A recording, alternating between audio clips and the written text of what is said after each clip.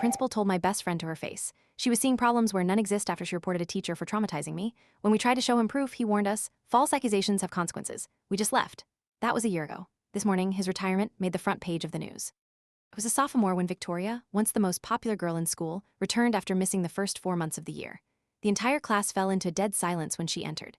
There's the girl who got railed and is now a mom at 16, someone shouted, slicing through the quiet. The room erupted in laughter. That day, she sat alone in the cafeteria while papers were thrown at her.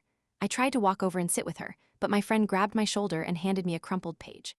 Don't feel bad, she deserves this. She baby-trapped her boyfriend. Instead of going D1 to play football, he's changing diapers now. The next few weeks, I watched Victoria, and I saw her school life become a living hell. Teachers, once charmed by her kindness and intelligence, now looked at her as if she were a societal stain.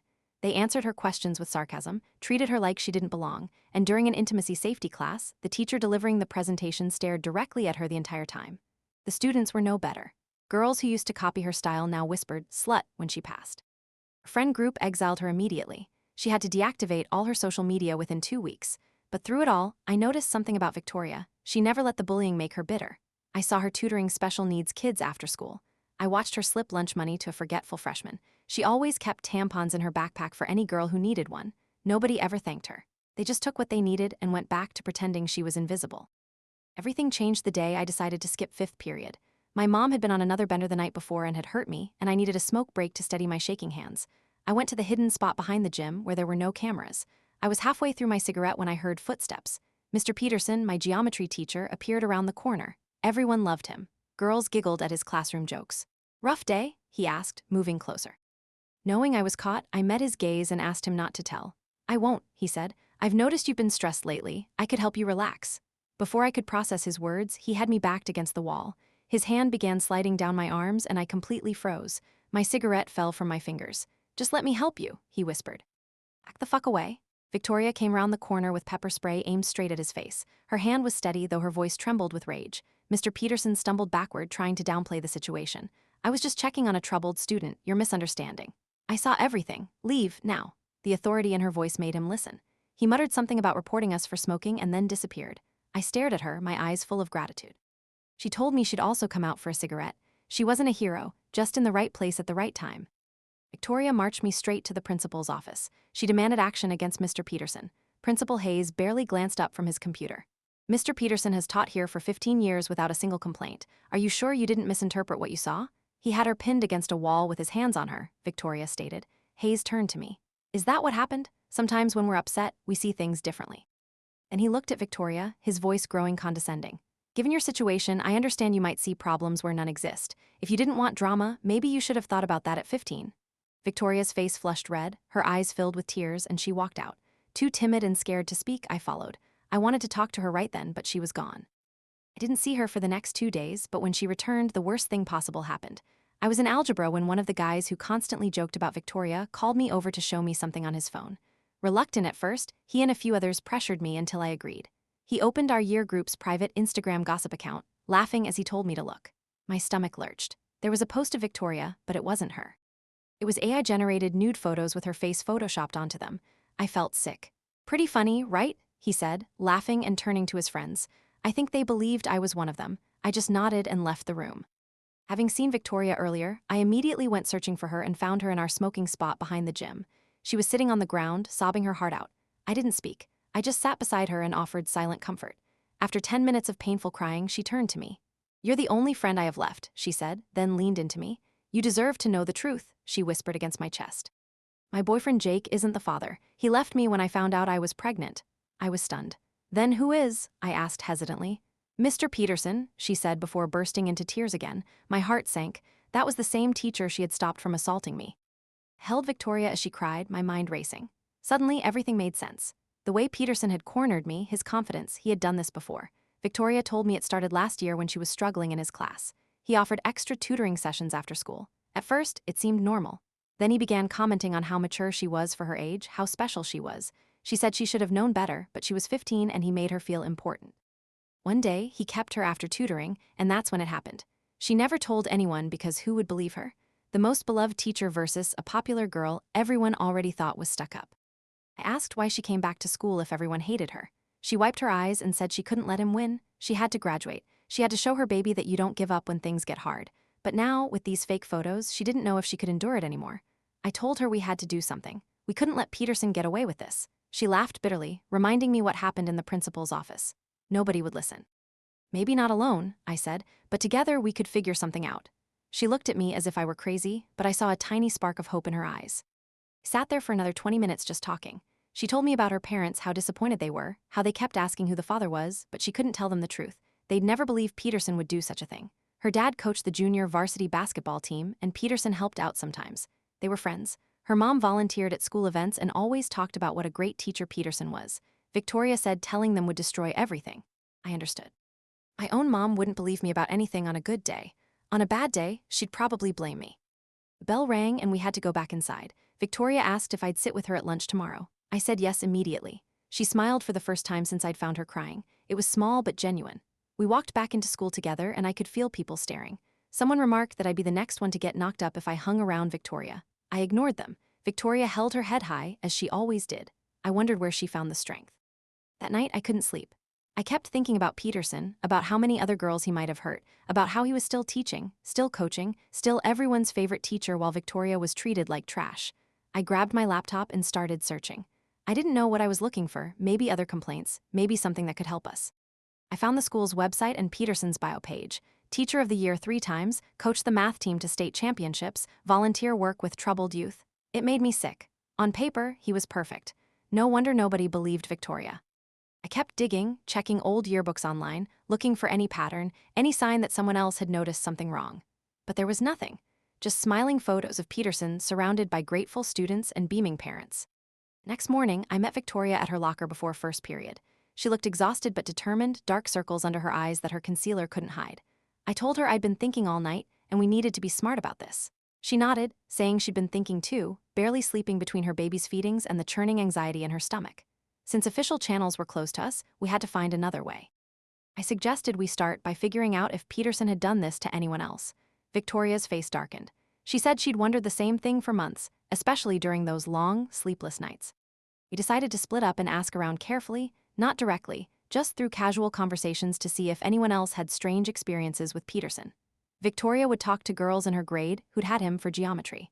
I'd check with sophomores currently in his classes. We agreed to meet at lunch and compare notes. The morning dragged by painfully slow. In English, I sat next to Samantha, who had Peterson third period. I asked how her geometry class was going, trying to keep my tone light. She shrugged and said it was fine. I pushed a little, asking if Peterson was as great as everyone said. She got a strange look, her pencil pausing mid-sentence. "Yeah, he's helpful if you need it," she said, then turned away, suddenly very interested in her notes. By lunch, I'd spoken to 6 different girls. 3 gave me the same DD look Samantha had, their faces closing off the moment I mentioned Peterson's name. One actually started to say something, then stopped. "Never mind," she said, her voice trailing off. Victoria was already at our table in the far corner of the cafeteria, by the broken, loudly humming vending machine. Nobody else sat there anyway. She looked frustrated, picking at her sandwich without eating. She'd gotten similar responses. Girls would start to say something, then change their minds. One junior named Lauren had actually teared up when Victoria mentioned Peterson's tutoring sessions. But when Victoria asked if she was okay, Lauren practically ran away, leaving her lunch tray behind. I knew we were onto something, but nobody would talk. I remembered something from a true crime podcast my mom listened to when she was sober enough to focus. Predators rarely had just one victim. They had patterns, types, methods. Peterson liked vulnerable girls, girls struggling in class, girls who needed help, girls who wouldn't be believed. Victoria fit perfectly, pretty, popular, but struggling with math, with parents who trusted Peterson implicitly. I wondered how many others fit that same profile. After school, Victoria had to pick up her baby from her aunt's house, one of the few family members who hadn't completely written her off. I offered to go with her, but she said her aunt already thought she was a bad influence on me, that hanging out with a teen mom would ruin my future, too. Instead, I went to the library and pulled yearbooks from the last 5 years. The librarian gave me a strange look but didn't ask questions. I started making a list of girls who'd been in Peterson's geometry classes. Then I cross-referenced with honor roll lists, looking for students who suddenly improved in math. It was tedious, but I found a pattern. Every year there were 2 or 3 girls who went from C's or D's to A's in Peterson's class. Their grades and other subjects stayed the same. Just math shot up dramatically. I took pictures of the pages with my phone, ensuring I got clear shots of the names and grade progressions. We needed evidence. At night, Victoria texted me. Her baby had been crying for hours and she was exhausted, but she'd thought of something. Peterson kept a paper gradebook in his desk, an old-school one in addition to the digital system. She'd seen it during one of their tutoring sessions. He'd made notes in it, not just grades, but comments about students. She remembered seeing her name with stars next to it. At the time, she thought it meant he believed she was special, that she was finally good at something. Now she wondered what those stars really meant. Next day at school was harder. The AI photos were still circulating, despite the administration's supposed zero-tolerance policy. Someone had printed them out and taped them inside Victoria's locker. She tore them down without a word, but I saw her hands shaking, saw her blinking back tears. In the hallway between classes, a group of guys made crude comments as we walked by. One of them, Bradley, the quarterback who thought he was God's gift, actually reached out as if to grab Victoria. I stepped between them and told him to back off. He laughed and said I was protective of my new girlfriend. His friends thought that was hilarious, their laughter echoing off the lockers. Victoria pulled me away before I could respond. She said it wasn't worth it. They weren't worth it. Peterson walked by while we were at Victoria's locker. He slowed and looked right at us, not at Victoria, at me. His expression was friendly, concerned, the perfect mask of a caring teacher. He asked if everything was all right, his voice gentle and paternal. My skin crawled, but I forced myself to nod. He said if I ever needed to talk, his door was always open. Then he walked away as if nothing had happened, his shoes clicking on the linoleum. Victoria's face was pale. She whispered that was exactly how it started with her, the concern, the open door, the offer to help. I felt sick. Lunch, we made a plan. We needed to get into Peterson's classroom and find that gradebook. Victoria mentioned she'd helped with math department inventory during summer school and still had access through the main office. They never changed the locks, and she'd noticed teachers kept spare classroom keys in the supply closet. We'd go after school when Peterson had basketball practice. He was an assistant coach and was always gone by 3:30 and didn't return until after 5:00. That gave us time. It was risky, but we had no other options. The rest of the day crawled by at an agonizing pace. In geometry class, I watched Peterson teach as if nothing were wrong. He joked that parallel lines never meet, just like some people in high school. Students laughed, girls smiled at him. He called on me once, and I managed to answer without my voice shaking. "Good job," he said, and moved on. I wondered how he did it. He could hurt Victoria, try to hurt me, probably hurt others, and still stand up there like a perfect teacher. The bell finally rang. I met Victoria by the gym. We watched Peterson head to practice, laughing with players about last week's game. The coast was clear. Victoria led me to the math department office. The door was unlocked. She went straight to the supply closet and found the key ring with all the classroom spares. Peterson's room number was clearly labeled. My hands were sweating as we walked down the empty hallway. His classroom was at the end, past the other math rooms and the tiny tutoring office. The key worked perfectly. Inside, the room looked normal, inspirational math posters about perseverance, student work on the walls. His desk was neat and organized, a world's best teacher coffee mug sitting next to a stack of papers. We started searching. Victoria took the desk drawers while I checked the filing cabinet. Nothing in the first drawer. The second had tests. The third had attendance sheets. The bottom drawer was locked. Victoria found a letter opener, and we managed to pry it open. Inside were 3 gradebooks, the current year and 2 previous years. Victoria grabbed them, and we started flipping through. At first, it looked normal grades, assignments, typical teacher notes. Then Victoria found the pages with stars. 5 girls in the current book had stars by their names. 3 were juniors, 2 were sophomores. All had shown dramatic improvement in the second semester. The previous years showed the same pattern. Stars by certain names, always girls, always students who had struggled then suddenly improved. Victoria recognized some names. Lauren was there with 3 stars. So was a girl named Natalie who'd graduated last year, and another named Julie who'd moved away junior year. I took pictures of every page with stars, making sure the names and markings were clear. We had to move fast. Practice would end soon. As we put the books back, a folded paper fell out. Victoria grabbed it. It was a note written on the kind of stationery teenage girls use in careful, young-looking cursive. "Mr. P, thank you for yesterday. I won't tell anyone. Please don't fail me." There was no signature, but the paper looked old and worn, as if he'd kept it for a while. Victoria's face went white. She whispered that she'd written something similar. He'd made her write it, saying it was to show she was grateful for the tutoring. Now she realized it was insurance, making it look like she was the one pursuing him. We heard footsteps in the hallway. My heart stopped. We shoved everything back into the drawer and locked it. The footsteps grew closer, measured and deliberate. Victoria grabbed my hand and pulled me behind the door just as it opened. Principal Hayes walked in. He looked around the empty classroom, then went to Peterson's desk. He opened the top drawer, pulled out a folder, flipped through it, put it back, and left. He waited 5 minutes before moving, barely breathing. My legs were shaking so badly I could barely walk. Victoria looked ready to throw up. We slipped out and locked the door behind us. Outside, we sat on the bleachers, trying to process what we'd seen. Hayes checking Peterson's desk. The stars, the note, the pattern going back years. Victoria said we had to tell someone. But who? The principal was clearly involved somehow. The school board, the police. Would they believe 2 teenage girls with phone pictures and a wild story?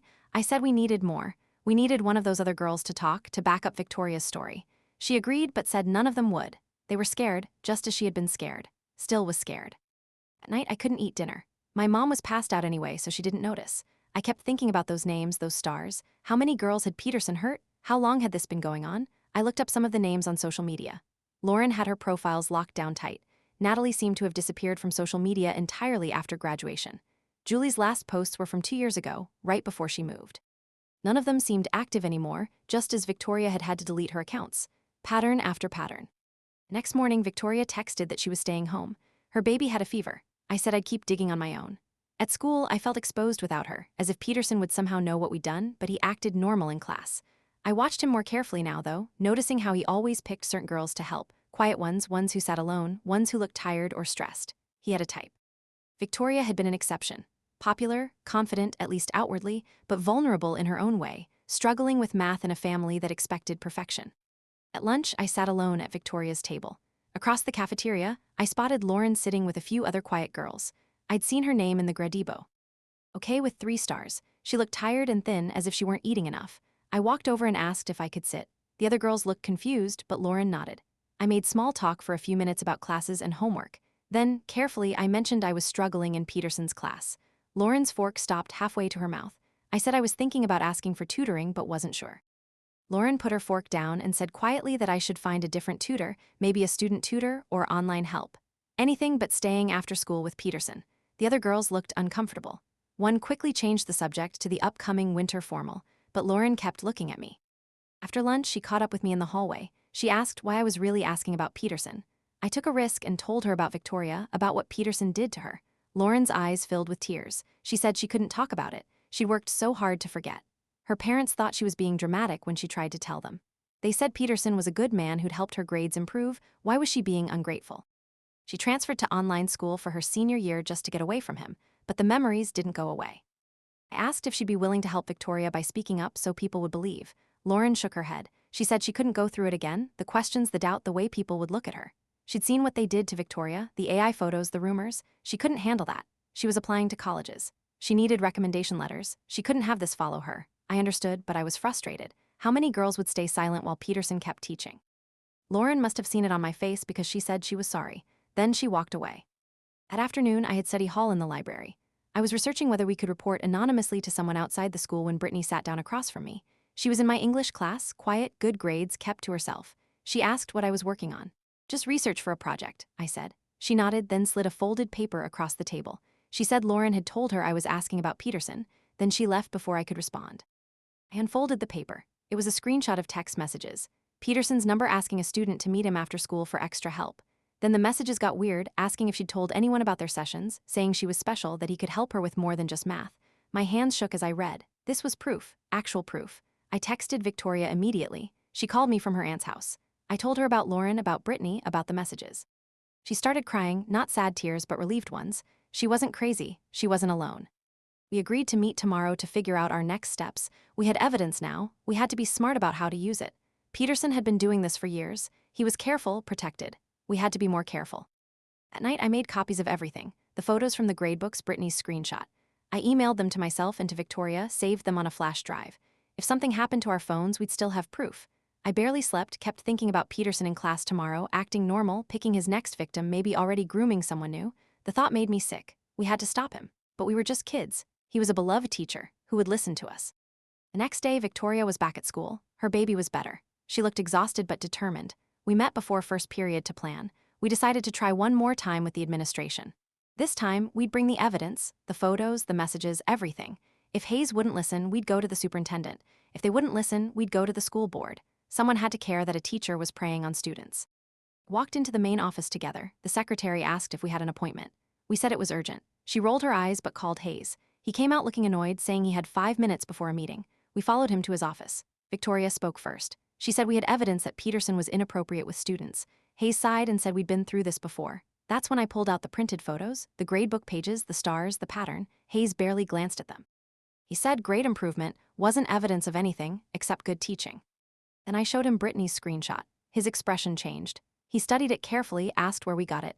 I said a student gave it to us, someone else Peterson had targeted. He put the paper down and looked at us. He said this was a serious accusation. If we were wrong, we could ruin a man's career. Did we understand that? Victoria said Peterson ruined her life. She was 16 with a baby because a teacher she trusted took advantage of her. How was his career more important than that? Hayes said he'd look into it, that we should go to class and let him handle it. Something about his tone was off, too calm, too dismissive. Left his office feeling defeated again. Victoria said he wasn't going to do anything. He'd probably warn Peterson and then it would get worse. I agreed. We needed another plan. As we walked to class, someone called Victoria's name. We turned to see Mrs. Chen, the AP biology teacher. She asked if we could talk after school, said it was important. We agreed, confused. Mrs. Chen had never paid attention to either of us before. She taught mostly seniors. But something in her expression made us curious. The day passed slowly. Peterson seemed different in geometry, distracted. He kept checking his phone, stumbled over problems he usually solved easily. At one point, he stared right at me for too long, as if trying to figure something out. I kept my expression neutral, but my heart was racing. Did Hayes tell him about our meeting? Did he know we'd been in his classroom? After class, he asked me to stay behind. My blood ran cold. I said I had to get to my next class. He said it would just take a minute. Other students were filing out. Soon we'd be alone. I grabbed my stuff and headed for the door. He called my name again, his voice taking on a sharper edge, saying we really needed to talk about my grades, my potential, how he could help me succeed. The words were innocent, but the tone wasn't. I practically ran out of the room. In the hallway, I texted Victoria. Peterson was on to us. We had to be careful. She texted back that she'd gotten a weird vibe from him, too, like he was watching her. We agreed to stick together the rest of the day.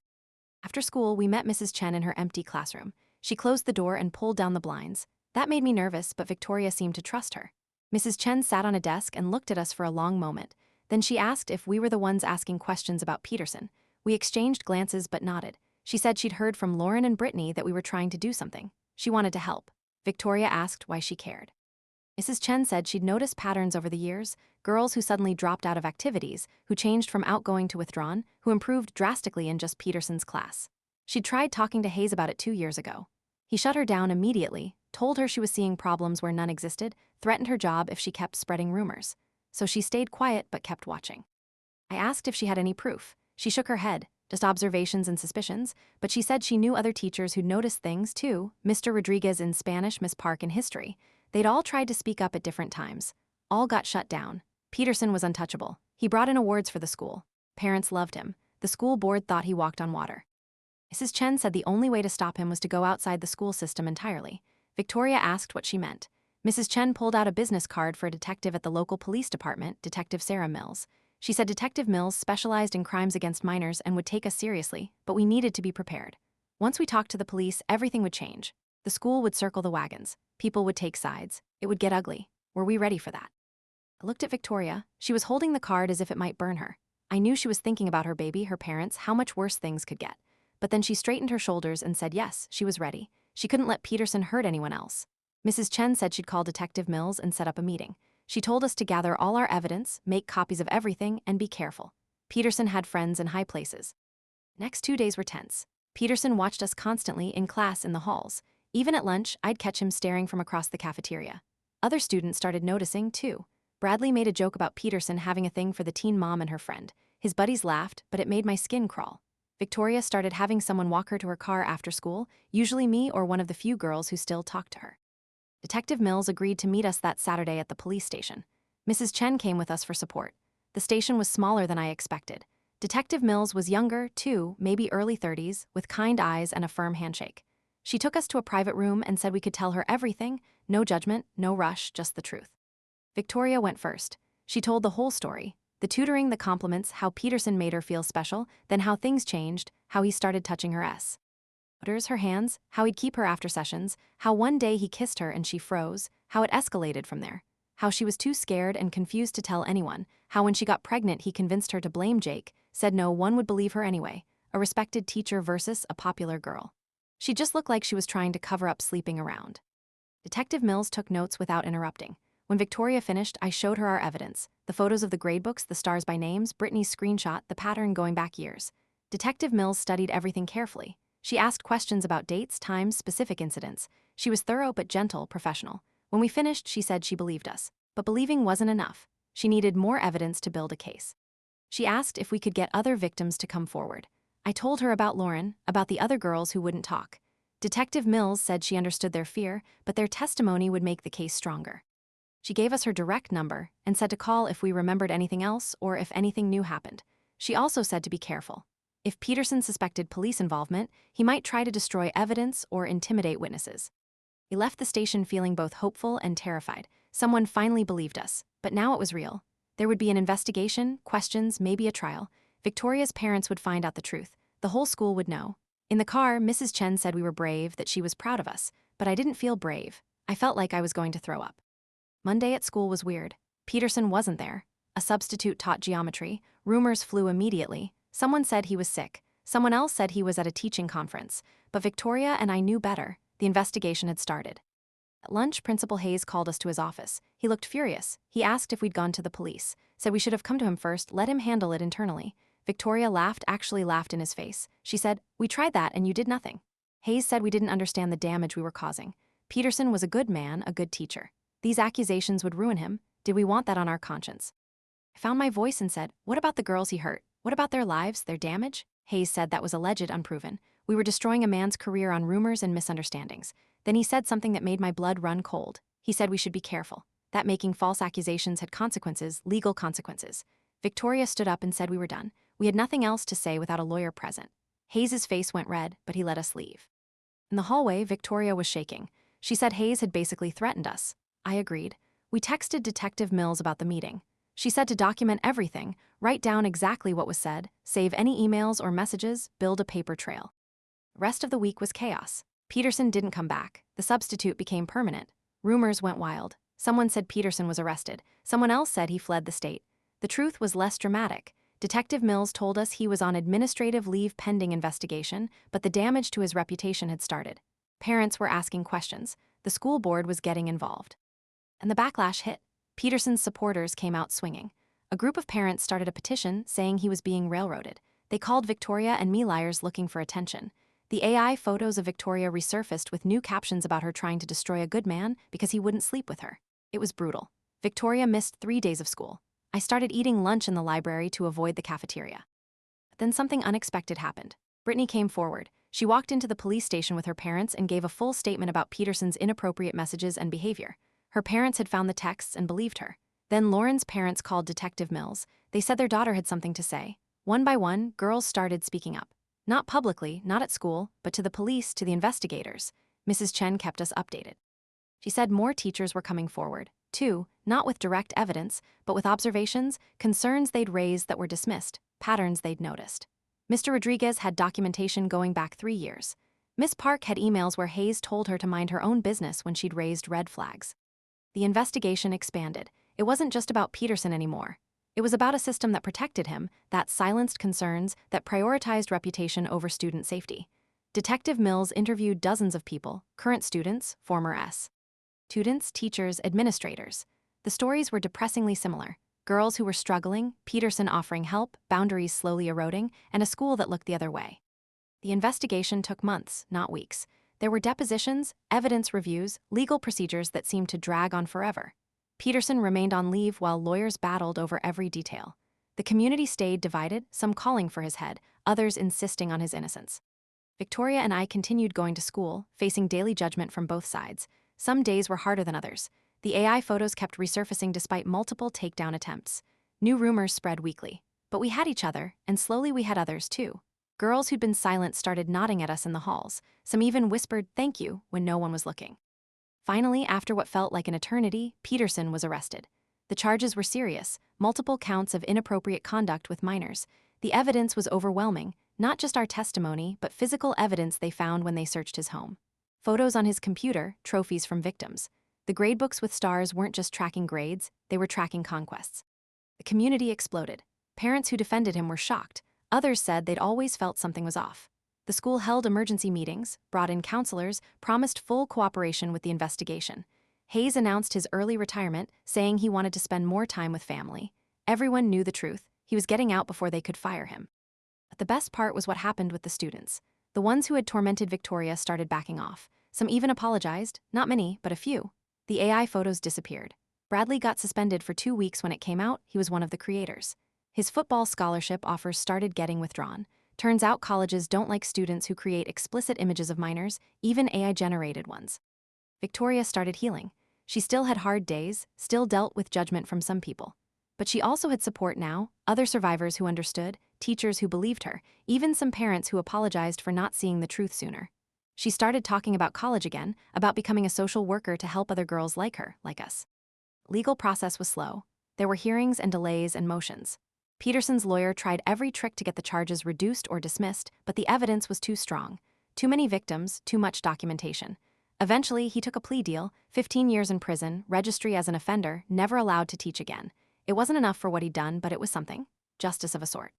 The school district made changes, too. New policies about student-teacher interactions, mandatory reporting training, anonymous tip lines. They couldn't undo the damage, but they could try to prevent it from happening again. Some said it was too little, too late. They were probably right, but at least future students might be safer. I testified at one of the hearings, talked about that day behind the gym, how Victoria saved me, how many other girls she'd tried to protect even when everyone hated her. The prosecutor said our evidence was crucial, the gradebooks, the photos, the pattern we'd documented. Without that, Peterson might have walked. Victoria squeezed my hand when I finished. We'd done it together. Life went back to normal eventually, as normal as it could be. Victoria graduated with honors despite everything. She walked across that stage with her baby in the audience and her head held high. I had 2 more years of high school, but they were different better. The culture had shifted. People were more aware, more careful, more willing to speak up. Mrs. Chen became our unofficial mentor. She helped Victoria with college applications, helped me figure out what I wanted to do with my life. She said we'd shown more courage than most adults she knew, that we'd changed things, saved lives probably. I didn't know about that. We just did what felt right, what had to be done. Peterson's sentence made the local news. They didn't name victims, but everyone knew. Victoria gave one interview anonymously, her voice disguised. She said she hoped other girls would speak up, that they'd be believed, that the adults meant to protect them would actually protect them. She said she was healing, moving forward, that her baby would grow up in a better world because people finally listened. And that's really the whole story. It was messy and painful and complicated. Nothing like the dramatic revelations you see on TV. Just 2 teenage girls who refused to let a predator keep hurting people, who found their voices when everyone tried to silence them, who learned that sometimes doing the right thing means everything gets worse, Biff. Or it gets better, but it does get better. Victoria's in college now. Thriving, I'm applying next year, thinking about criminal justice or social work, maybe both. Oh, and those AI photos? The creators got more than just school punishment. Turns out creating and distributing explicit images of minors, even AI-generated ones, is a federal crime. They're all doing community service and probation. Their college dreams are pretty much shot. Good riddance, if you ask me. Peterson's in prison where he belongs. Hayes is gone. The school is safer, not perfect, but better. And Victoria, she's the strongest person I know. Still kind, still helping others, still refusing to let what happened define her. She says her baby saved her life, gave her a reason to fight. But I think she saved herself and maybe saved a lot of other girls, too. That's all I've got. Thanks for reading this absolute novel. Had to get it all out. If you're going through something similar, speak up. Find someone who believes you, don't give up. It gets better, I promise.